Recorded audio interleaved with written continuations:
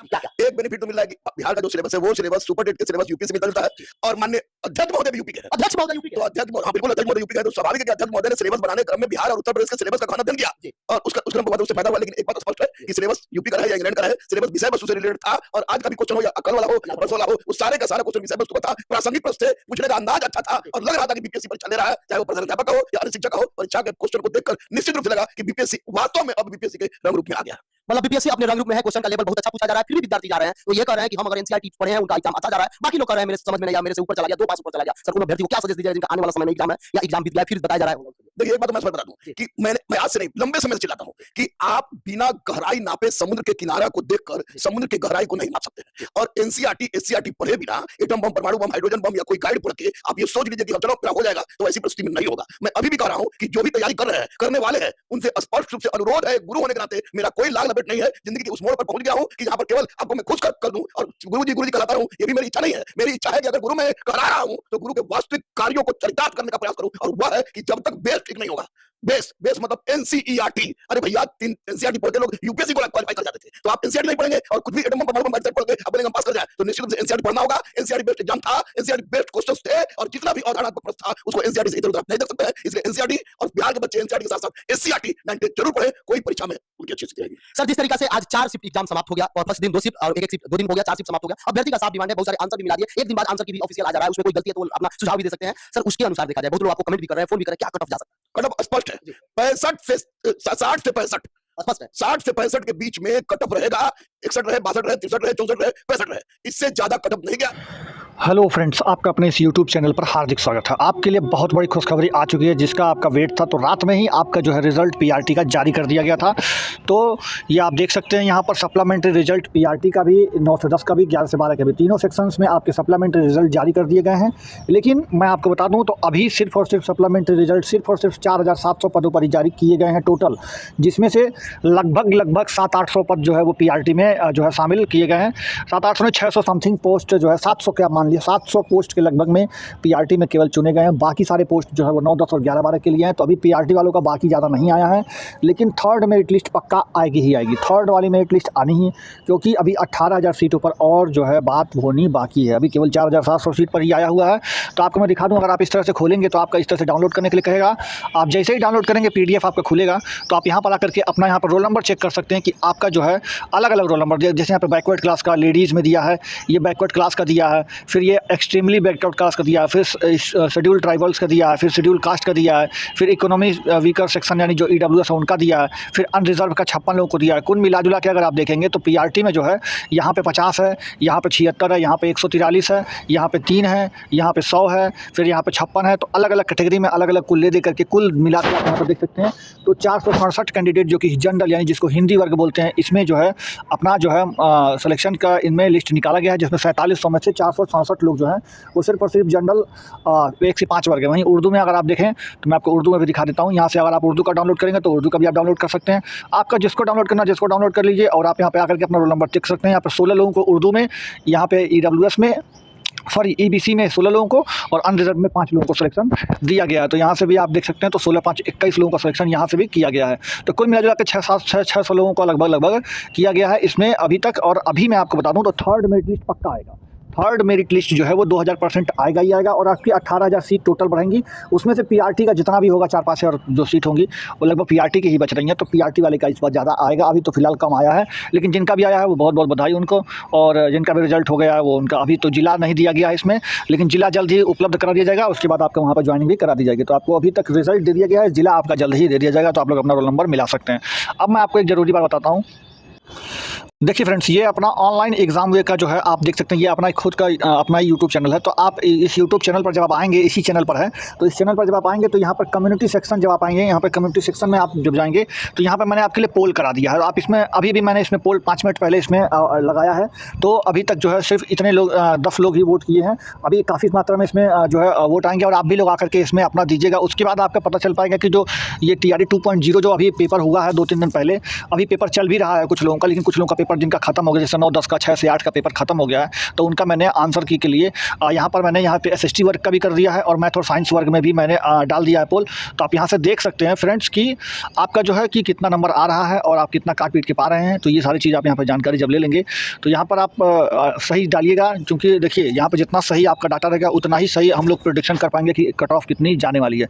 तो इसलिए यहाँ पर आप लोग अपना डाटा जो है वो बिल्कुल सही और सटीक रखिएगा ताकि प्रेडिक्शन करने में आसानी हो।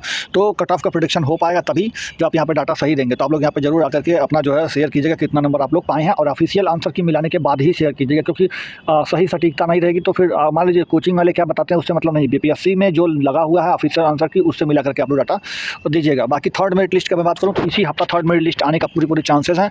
तो थर्ड मेरिट लिस्ट आएगी सप्लीमेंट्री रिजल्ट है। बाकी इसका भी रिजल्ट जो है इसी महीने के लास्ट तक आ जाएगा ऐसा बोला जा रहा है। तो कुल मिला जुला कर आपको नौकरी मिलने ही वाली है। तो बस आप लोग इस चैनल को सब्सक्राइब कर लीजिए, क्योंकि सही और ऑथेंटिक नीचे आपको यहाँ पर तुरंत मिल जाया करेगी। और आप लोग इसमें पोल जरूर कीजिएगा ताकि कट ऑफ डिसाइड किया जा सके हल्का फुल्का भी कि हाँ कहाँ तक जा सकता है कट ऑफ। बाकी देखते हैं क्या होता है क्या नहीं। और आप लोग अपना ख्याल रखिएगा, वीडियो को अंत में देख लीजिएगा कि कुछ लोग जो खाम जैसे कि हमारे गुरु रहमान सर हैं और जैसे नवीन सर हैं जैसे और ये शशि सर हैं, तो ये सब लोग क्या कट ऑफ बताते हैं उसका वीडियो मैंने आपको आगे दे दिया है, उसमें आप देख सकते हैं। देखिए रिजल्ट उसी दिन नहीं आ पाएगा, पहली बात ये इसलिए नहीं आ पाएगा क्योंकि भाई रिजल्ट पे जब आंसर की जारी होगा तो आपत्ति करने के 2-4 दिन का समय दिया जाएगा। तो ये तो कम से कम क्लियर है कि जिस दिन आखिरी परीक्षा होगी 16 तारीख वाली उसके बाद उस दिन रिजल्ट नहीं आएगा, थोड़ा इंतजार करना होगा। लेकिन बुलेट की रफ्तार से वैकेंसी चल रही है तो मुझे लगता है कि कहीं खरमास खत्म होने से पहले शुभ समाचार संकेत ना आ जाए और रिजल्ट के साथ उनका ज्वाइनिंग ना हो जाए। मुझे ऐसा लग रहा है रिजल्ट के साथ बिल्कुल, क्योंकि देखिए आयोग ऐसा एक बात बताइए कि रिजल्ट एग्जाम देने के बाद आप क्या चाहते हैं? आप रिजल्ट चाहते हैं, रिजल्ट के बाद आप क्या चाहते हैं? तो विद्यार्थी जब यही चाहता है तो दिक्कत किस बात की है भाई? दिक्कत किस बात की? आप चाहते हैं कि परीक्षा दें, आपका रिजल्ट जल्दी आ जाए, रिजल्ट आ रहा है, आप चाहते हैं रिजल्ट आने के बाद जल्दी ज्वाइन करा ले, तो सरकार भी आपको सैलरी देने के तैयार है। आपका मतलब कीजिए ये BPSC वो BPSC नहीं है, या तो प्रसाद सर वाली BPSC है। और इतिहास के स्वर्णिम पन्नों में इतिहास लिखा जाएगा कि तो प्रसाद जैसे सर जैसे लोग BPSC के चेयरमैन बनते थे जिन्होंने पूरी व्यवस्था को ही परिवर्तित कर दिया और लोगों को भारत आयोग को बता दिया कि देखो और बिहार से भी कुछ सीखो।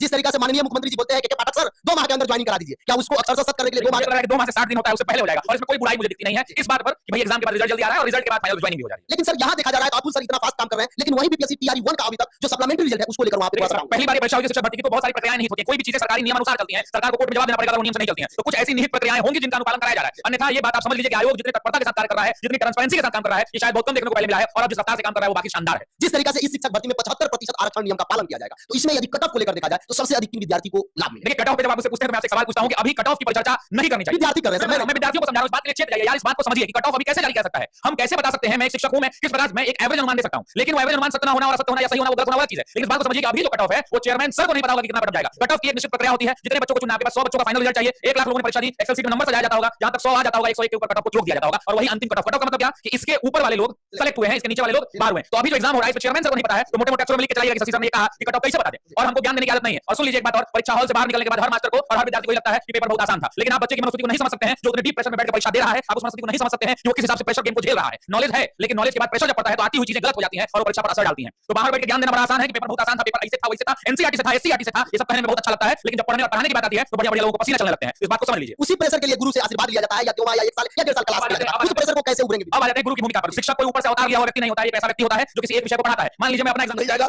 ये दावा है मेरा। सर तो लगा तो एक ऑप्शन देके मार देगा ABC में से कोई एक, लेकिन उसका आंसर वही में से कोई नहीं।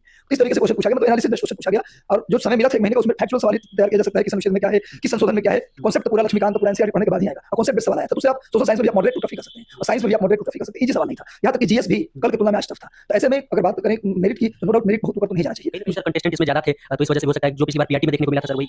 हां पिछली बार PRT में कट ऑफ मेरा तो पूरा कट ऑफ मानी फेल हो गया था। मैं फिर से बोल रहा हूं चैनल पे आप क्या किया, हालांकि कुछ कैटेगरी में सफल रहा, कुछ कैटेगरी कट ऑफ मेरा ठीक रहा था, कुछ कैटेगरी जनरल कैटेगरी उसका मेरिट मैंने बताया था 52 पे 5 बन जाएगा, सर चला गया। तो कहीं ना कहीं कट ऑफ हम लोग बताते हैं, बच्चा दुखी हो जाता है कि सर आप बताते हैं कट ऑफ, इस बार विचार थोड़ा करना चाहते हैं कि सर आप बताते हैं हम लोग आशा कर लेते हैं, फिर आपका कट ऑफ से ज्यादा चला जाता है, कम जाए तो दुख नहीं होगा, लेकिन आपसे ज्यादा चला जाता है थोड़ा सा आशा टूट जाता है। देखिए विद्यार्थी हमारे पास 1000 लड़के आते हैं, जो अभी तक मेरे पास करीब 50 लोगों का फोन है, परीक्षा खत्म होने के बाद रात रात तक 100 बच्चों का आ जाएगा, कल तक 1000 बच्चों का आ जाएगा। तो उसके आधार पर बच्चे के द्वारा फोन किया जाता है सर कट ऑफ का वीडियो बना दीजिए। तो अनुमानित मुझे लगता है कितने लोगों ने इतना स्कोर किया है, हो सकता है इसके बीच में मेरिट रहे, उस आधार पर हम लोग संभावित कट ऑफ बताते हैं। आयोग का कट ऑफ ही एग्जैक्ट कट ऑफ होता है, हम लोग संभावित कट ऑफ बताते हैं ताकि आपको स्पष्ट हो जाए और डॉक्यूमेंट अपना लग जाए ताकि वेरिफिकेशन में भी मान लीजिए बाउंड्री में है तो डॉक्यूमेंट भी अरेंज नहीं करते आप, क्या पता नहीं मेरा होगा ही नहीं तो क्या रिजल्ट आएगा तब डॉक्यूमेंट करेंगे। हम लोग कट ऑफ बता देते हैं 10,000 लोगों का एनालिसिस करके, तो उससे क्या होता है कि बच्चे निश्चिंत हो जाते हैं यार मैं इस दायरे में हूं, अब मैं अपना डॉक्यूमेंट अरेंज कर लेता हूं, DV में दिक्कत ना होगा। तो सबसे बड़ी बात की जो परीक्षा हो गई वो जो कंप्लीट जो अपने भर के आ गए अब उसमें तो बदलाव कर नहीं सकते आप, वो तो वही रह जाएगा। इसलिए प्लीज चिंता न करें, जो पेपर आया है आज का निश्चित रूप से जितने ज्यादातर लोग फॉर्म भरे जरूर हैं, लेकिन पिछले बार का जो आया था PRT 1 में PRT का जो क्वेश्चन था उसके लेवल के बराबर कहीं लेवल का क्वेश्चन आया है और पिछले बार चूंकि सीट भी ज्यादा था, भीड़ भी ज्यादा थी, इस बार सीट कम भी है, अब भीड़ लगभग ज्यादा है। ऐसे मुझे लगता है कट ऑफ 65 के आसपास होना चाहिए, ऐसा मैं बता रहा हूँ, 65 के मैं आसपास। चाहूंगा कि सर सभी सब्जेक्ट के लिए आप बताएं। हाँ, मतलब साइंस का सब्जेक्ट मैंने बताया और सभी विषय में पेपर टफ ही थे, तो मुझे लगता है कि साइंस और मैथ इसका कट ऑफ 60 से 65 के बीच में रहना चाहिए। अब 70 भी चला जाए, देखिए भीड़ है, पिछली बार देखिए 55 बता रहा था, चला गया 67। इस बार मैं बताना चाह रहा हूँ कि 65 60 से 65 के बीच में cut off, 65 plus minus 3 plus 65 plus 3 या फिर 65 माइनस 3, हमको लग रहा है ये कट ऑफ रहेगा साइंस में। 70 के बीच में जो है हाँ हाँ, सेफ रहेगा। साइंस मैथ कंबाइंड था ना, अलग नहीं है इस बार। जो आप 9 10 देंगे तो मैथ अलग है, साइंस मैथ कंबाइंड है, एक साथ हुआ है, तो साइंस मैथ का कंबाइंड कट ऑफ जारी होगा, उसका होगा 65 प्लस माइनस 3। जो सोशल साइंस है उसका कट ऑफ थोड़ा ज्यादा ही रहेगा, इससे आप मान सकते हैं 70 प्लस माइनस 3 सोशल साइंस का कट ऑफ, जो टफ था वो भी, यानी 65 पार वाले भी सोशल साइंस में रखे अपना। और एक पेपर भाषा का हुआ है, भाषा का पेपर मैंने अभी पूरा देखा नहीं अच्छे से, लेकिन कोई बात नहीं, भाषा का पेपर 9 10 में भी आसान आया था, इस बार फीडबैक मैं ले लूंगा तभी बता पाऊंगा भाषा में क्या है। लेकिन मेन ज्यादा भीड़ है सोशल साइंस और गणित मैथ में। गणित मैथ का 65 प्लस माइनस 3 और एसएसटी का 70 प्लस माइनस 3, क्योंकि एसएसटी सभी लोग पढ़ते हैं, सबको पता होता है, पॉलिटिक्स सबको पता होता है, हिस्ट्री साइंस में कई सारी चीजें सबको पता नहीं होता। ये मेरा इसलिए बच्चे दुखी आप ना हो, हम आपके एक सहूलियत के लिए हम लोग कट ऑफ बताते हैं, और जो एनालिसिस होता है बच्चों का फोन आता है उसमें ज्यादातर जिसका स्कोर जिसके विषय बनता है उसके अकॉर्डिंग हम लोग कट ऑफ जारी करते हैं। कई बार कट ऑफ सही भी होता है, कट ऑफ गलत भी होता है, क्योंकि हम लोग संभावित कट ऑफ जारी किए हैं। इसलिए आप लोग अपने डॉक्यूमेंट पर परीक्षा दे दिए, कट ऑफ भी मैंने बता दिया कि 65 प्लस माइनस 3 एकदम बिल्कुल श्योर है, 70 प्लस माइनस 3 है तो सोशल साइंस में श्योर है। आप अपने डॉक्यूमेंट्स यानी ईडब्ल्यू सर्टिफिकेट, क्रिमिनल सर्टिफिकेट, जितने भी डॉक्यूमेंट है आपके वो सब बनवा लीजिए अभी से। जो डीवी का डेट देता है तो फिर उसके बाद कोई इशारा नहीं रह जाएगा, नाम में गलती जो भी गलती है आप सुधरवाने की एप्लीकेशन दे दीजिए। बाकी जहां जरूरत होगी आपके चैनल के माध्यम से बच्चों को हम गाइड करते रहेंगे, और पर्सनली मिशन पीआई में रहते हैं, जब भी बच्चों को जरूरत होगा यहाँ मिल सकता है। तो बस लगातार आप लोग जो भी अपना बच्चों के लिए काम करते रहिए, हमारी शुभकामनाएं बच्चों के साथ। आपने जो बताया कट ऑफ मिलने की मैथ और साइंस वाला जो था तो वो 65 के आसपास और 70 के आसपास। देखिए दोनों का लेवल सेम है, एसएसटी और मैथ साइंस सब सेम लेवल का है, मॉडरेट टू टफ। लेकिन क्या है कि सोशल साइंस बहुत लोग पढ़ते हैं और कई लोग रिवीजन में रहता है, साइंस में कई सारा टर्मिनोलॉजी रहता है जो लोगों को रिवीजन में नहीं रहता, इसलिए 65 प्लस माइनस 3 बताएं और 70 प्लस माइनस 3 उसको बताएं। इसी के जनरल का मिक्स होगा, उसके बाद आप हर कैटेगरी में 3 से 4 नंबर कम करते चले जाइए, वो हो जाएगा। गर्ल्स जनरल का बता देता हूं 60 के आसपास रहेगा, और उसमें भी गर्ल्स में 3 नंबर 4 नंबर माइनस कर दीजिए। हां, और एसटी का कट ऑफ जनरल के आसपास होगा। हां, जनरल के आसपास। मैं बता दूं कि इस बार 1% उनका बढ़ा है आरक्षण का लेवल, हो सकता है उनका मेरिट थोड़ा और कम है। पिछली बार 1% रिजर्वेशन था बिहार में, इस बार 2% कर दिया, नया रिजर्वेशन पॉलिसी सरकार की आई है, 75% उसमें एसटी का 2% कर दिया। निश्चित रूप से कट ऑफ प्रोफेसर इसका आपका अपने इस यूट्यूब चैनल पर हार्दिक स्वागत है। जैसा कि आप लोग स्क्रीन पर दिख रहे हो, ये व्हाट्सएप ग्रुप है अपना, तो इस व्हाट्सएप ग्रुप में आपको जरूर जुड़ना है। जुड़ने का बेनिफिट ये है कि आप यहाँ पर हमसे कुछ भी पूछ सकते हैं, जानकारी ले सकते हैं। उसके साथ ही साथ आप यहाँ पर जितना भी अपडेट होता है मैं यहाँ पर आपको तुरंत डाल दिया करता हूँ। इस व्हाट्सएप ग्रुप में आपको जो है हर चीज़ आपको तुरंत तत्काल तुरंत मिल जाता है, तो आप इसमें ज़रूर जुड़े। जुड़ने के लिए आपको क्या करना होगा, आपको यहाँ पर देखिए सारा अपडेट मैं खबर जो है तुरंत अपडेट कर देता हूँ यहाँ पर। तो इसका जो लिंक आपको डिस्क्रिप्शन में भी मिल जाएगा, कमेंट बॉक्स में मिल जाएगा, या चैनल के अबाउट सेक्शन में भी आप जा करके आप वहाँ से कर सकते हैं, इसको ज्वाइन कर सकते हैं। कमेंट बॉक्स में और डिस्क्रिप्शन में मैंने इसका लिंक दे रखा है, तो आप वहाँ से जा करके इसको ज्वाइन कर लीजिएगा। मैं आपको अर्निंग का ग्रुप आपको दिखाऊंगा, चलिए वीडियो को शुरुआत करता हूँ। मैंने अपने डिस्क्रिप्शन में आपको लिंक दिया है, देखिए ये डिस्क्रिप्शन में मैंने कुछ इस तरह लिंक दिया, आप उस पर क्लिक करेंगे तो इस तरह से आपका ऐप डाउनलोड हो जाएगा। ऐप डाउनलोड होने के बाद खुलेगा कुछ इस तरीके से, नीचे जो है साइन अप वाले जो अकाउंट बना है उसमें आप क्लिक करेंगे, अपना मोबाइल नंबर डालिएगा, यहाँ पर नीचे रेफर कोड में मेरा रेफर कोड जो आपको स्क्रीन पर दिख रहा है आप जरूर डालिएगा, क्योंकि ये रेफर कोड इस्तेमाल करेंगे तभी आपका कूपन होगा एक्टिव। फिर उसके बाद ग्रांट परमिशन करने के बाद आगे बढ़ जाइएगा, फिर यहाँ पर आपका मोबाइल नंबर वेरीफाई करेगा थोड़ी देर में, फिर वेरीफाई होने के बाद आगे बढ़ जाएगा। यहाँ पर अपना डिटेल अपना नाम रखिएगा, और आप जो रेफरल कोड मेरा ये वाला है जो आपको स्क्रीन पर दिखाई वाला लिख करके आगे बढ़ जाएगा। फिर आप कोई भी अपना जीमेल आईडी कोई भी चुन लीजिएगा जो आपको चाहिए, फिर यहाँ से यस करके आगे बढ़ा दीजिएगा, यहाँ पर क्लिक करके यस कर लीजिएगा, फिर आगे बढ़ाइएगा। फिर आपको ऊपर अपना पैन कार्ड नंबर लिखना है, फिर उसके बाद अपना नाम लिखना है, फिर आगे आपको सबमिट कर देना है। आपका नाम आ रहा होगा, आप उसको देख लीजिएगा, सही होगा तो आप यस करके सबमिट करके आगे बढ़ जाइएगा। तो आप जो है जब इस पे यस करके सबमिट करके आगे बढ़ेंगे तो आपको कुछ इस तरीके से खुल जाएगा। आप यहाँ पर नीचे क्लिक करके आगे बढ़ जाइएगा, फिर यहाँ पर अपना आधार कार्ड नंबर डालना है आपको। आधार कार्ड नंबर डालने के बाद यहाँ पे आपको ये करना है, उसके बाद आपको यहाँ पे जो है आगे बढ़ जाना है। फिर आपके आधार कार्ड नंबर पर जो है जो रजिस्टर्ड मोबाइल नंबर होगा वहाँ पर एक ओटीपी जाएगा, उस ओटीपी को आपको यहाँ पर फिल कर लेना है। जैसे देखिए ओटीपी आ गया और इस ओटीपी को हम लोग फिल कर दिए। ओटीपी फिल करने के बाद आपको यहाँ पर 6 डिजिट जो है यहाँ पर डिजी लॉकर का आपका पासवर्ड कर लेना है, डाल देना है, और नहीं पता हो तो फॉरगेट पासवर्ड कर लेना है। फिर यहाँ से आपको अलाउ करके आगे बढ़ जाना है। फिर यहाँ पे आपको डिजी लॉकर का आएगा, फिर ये आपको अप्रूव हो गया। फिर आप यहाँ पे अपना अकाउंट मतलब बैंक का अकाउंट भी आपको लिंक करना पड़ता है, तो यहाँ पे आपका भी पैसा नहीं लगता, लेकिन सिर्फ आपको लिंक करना है। फिर आप बाद में इसको इंस्टॉल कर दीजिएगा, आपको जब आप कमा लीजिएगा अपना पैसा तो। फिर यहाँ पे आपको अपना बैंक वगैरह चुन करके आपको आगे बढ़ जाना कि कौन से बैंक में खाता है। फिर यहाँ पे आप अपना अकाउंट नंबर वगैरह डाल दीजिएगा और अपना एफएससी कोड डाल करके लिंक एक बैंक अकाउंट करके आप आगे बढ़ जाइएगा। फिर वहाँ के बाद आपको अपनी एक सेल्फी यानी आपको अपना एक फोटो खींचना है, सेल्फी कुछ इस तरीके से। फिर आप सेल्फी क्लिक करके आप उसको सिग्नेचर करने के लिए आएगा। यहाँ पे सिग्नेचर करने के लिए आप कुछ भी जैसे स्क्रीन पर यहाँ पर ऐसे लिख दीजिएगा, तो वो स्क्रीन पर आप लिख करके अपना सिग्नेचर इस तरह से आप अपलोड भी कर सकते हैं और स्क्रीन पर वहीं पर लिख भी सकते हैं। तो या फिर आप अपने जहाँ भी आपका सिग्नेचर होगा वहाँ पर ले करके अपना अपलोड कर दीजिएगा, या फिर आप वहीं पर तुरंत सिग्नेचर करके आगे बढ़ जाइएगा।